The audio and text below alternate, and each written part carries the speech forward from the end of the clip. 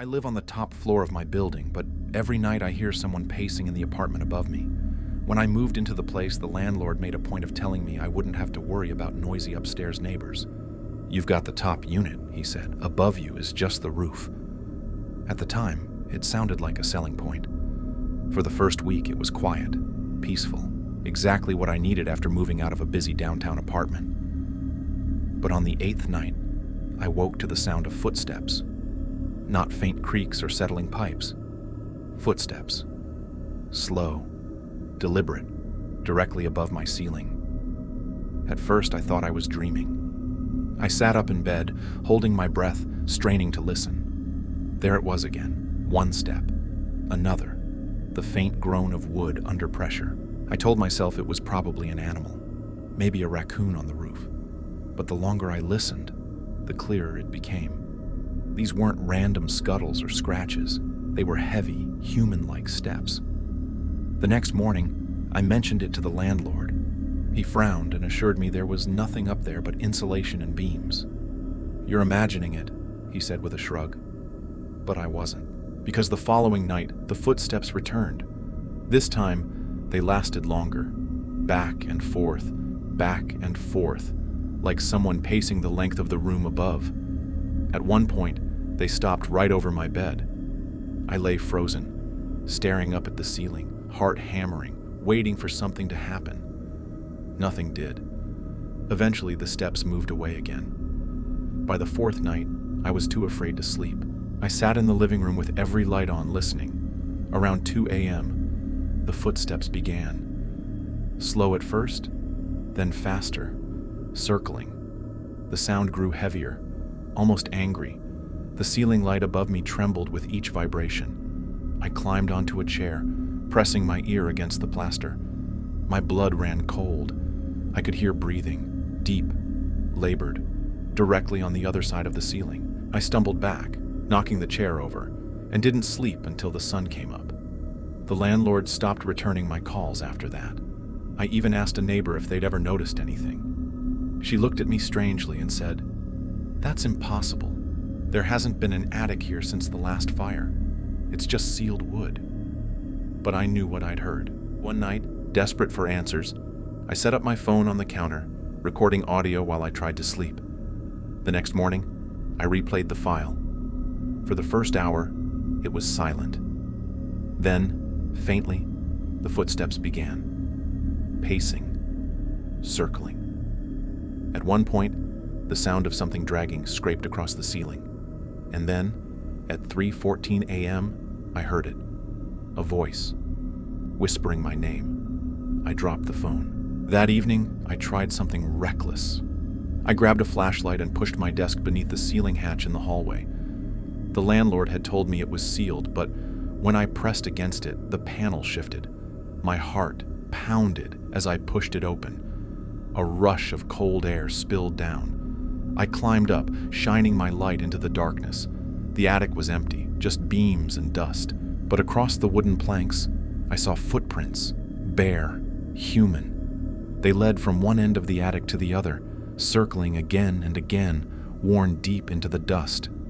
I scrambled down, slammed the hatch shut, and shoved the desk back into place. That was 3 nights ago. Since then, the footsteps haven't stopped. They're louder now, closer. Sometimes the ceiling creaks so hard I swear it's going to cave in. And last night, I woke to the sound of fingernails scratching through the plaster above my bed, scattering dust onto the sheets. It's 2:57 a.m. as I record this. The footsteps are back, steady and deliberate right above me. And just now, something knocked. 3 sharp knocks from the ceiling, directly overhead. The landlord was wrong. I don't have the top unit. Something else does. I knew something was wrong the moment I walked past my apartment door, then found it again, and again, and again. It was late when I got home that night. The building was quiet, the way it usually was after 11 p.m., with only the faint hum of the fluorescent lights breaking the silence. My apartment was on the 6th floor, near the very end of the hallway. I'd walked that route hundreds of times without thinking about it. But that night, as I trudged toward my place, I noticed something strange. I passed my apartment door, number 6B. I had my keys in my hand, but for some reason I kept walking, distracted maybe, lost in thought. A few steps later, another door came into view. It was also 6B, same brass numbers, same chipped frame, same dent on the lower left corner where I'd once kicked it shut in frustration. I stopped, staring. For a long moment, I convinced myself I'd circled the floor without realizing. Maybe I'd been more tired than I thought. But when I turned back, expecting to see the elevator at the far end, there was only more hallway. I frowned and kept walking. A few more paces, another door appeared. 6B, my apartment. Again. This time my skin prickled. I ran my fingers over the brass numbers, over the chipped paint, the familiar scuff mark where my shoe had scraped last week. It wasn't similar, it was identical. I turned the handle. Locked. I pulled out my key, slipped it into the knob, and twisted. The door opened smoothly. I stepped inside. My apartment. Everything was exactly as I'd left it. The couch, the unwashed dishes, the faint smell of reheated noodles lingering in the air. Relief washed over me. Maybe I'd been imagining things. But when I closed the door and turned back toward the hallway, my blood ran cold. Through the crack of the open door, I could see it. Another door across the hall, identical. Number 6B. And faintly, impossibly, I swore I saw the knob turn. I slammed the door shut, heart racing. I tried to distract myself. I turned on the TV, scrolled through my phone, but unease gnawed at me. Curiosity finally won. I cracked the door open again and peeked out. The hallway stretched on. Dozens of doors. Every single one was mine. 6B, identical down to the smallest scratch. I stepped out, moving quickly now, trying door after door. Each one opened to my apartment. Each one revealed the same couch, the same dishes, the same faint smell of noodles. But not everything was the same. On the fourth door, I noticed something different. The blanket on the couch was folded when I knew I'd left it crumpled. On the sixth, the TV was already on, flickering with static. By the 10th, there were footprints on the carpet. Bare footprints. Not mine. My heart pounded as I backed away, the air heavy and suffocating. The fluorescent lights buzzed louder, almost mocking me. Then, from one of the open apartments behind me, I heard movement. A soft shuffle and breathing. Not mine. I ran. I sprinted down the endless hallway, doors whipping past me, each one branded with the same cursed brass numbers.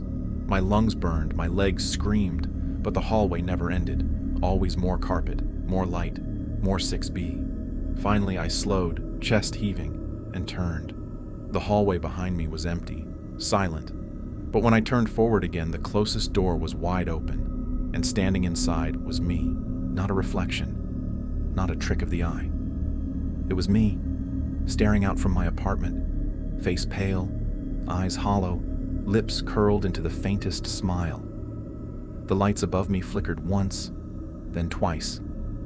When they came back, the doorway was empty. But the door right beside me creaked open on its own. I didn't wait to see what was inside. I don't know how long I've been walking now. The hallway never ends. The doors never change. All I hear is the faint buzz of the lights above me, and sometimes, just beneath it, the sound of footsteps that aren't mine. I'm terrified that one of these times when I open the next door, it won't just be my apartment waiting. It'll be the version of me that smiled back. When the ER doors slid open, I expected chaos.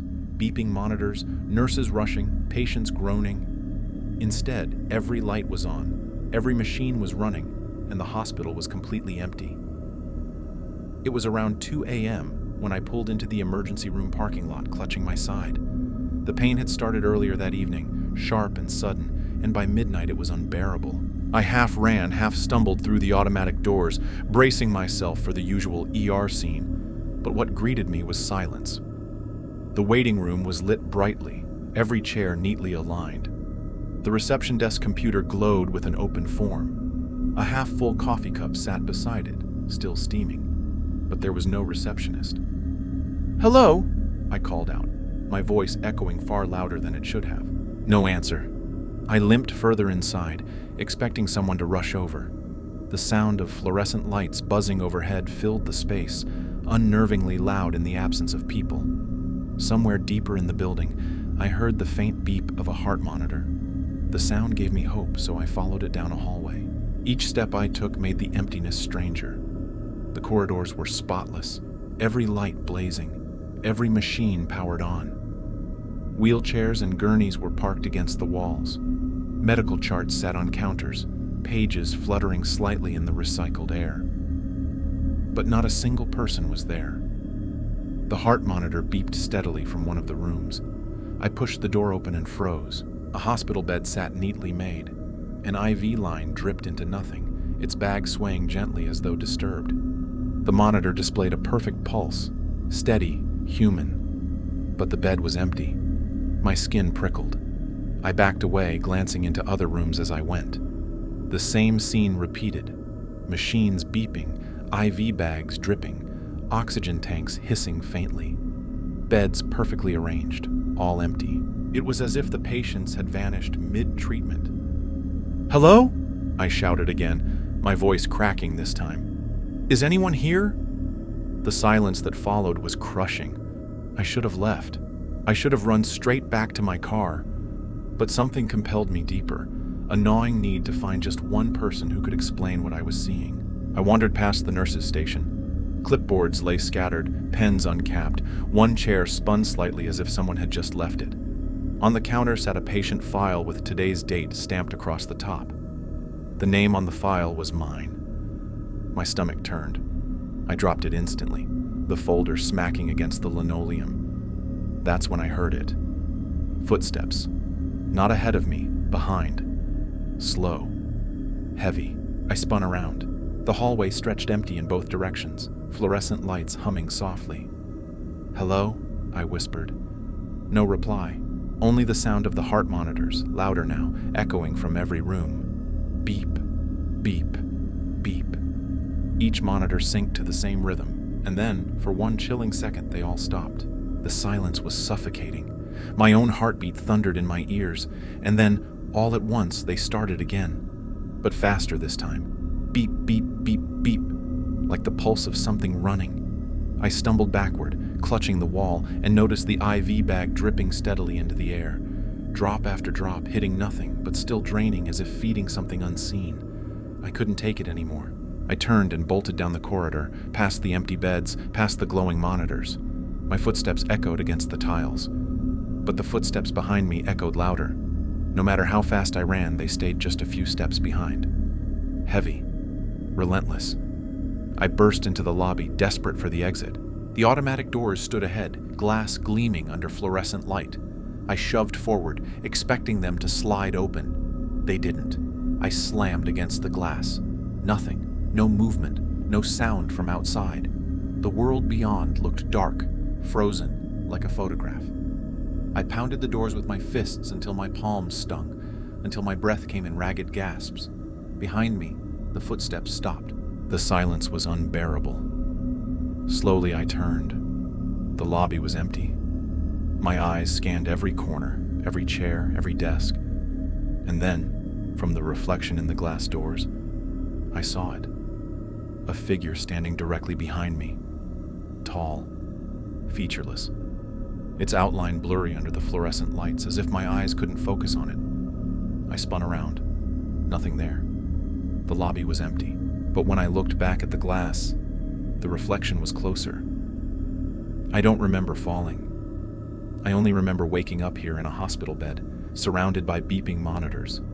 The room is bright, sterile. My arm is hooked to an IV line. The monitor beside me displays a steady, perfect pulse. But the hallway outside my door is silent. No doctors, no nurses, no one. Just the steady rhythm of machines keeping me alive, feeding me, watching me. And in the reflection of the monitor screen, I can see something standing right behind the bed, waiting.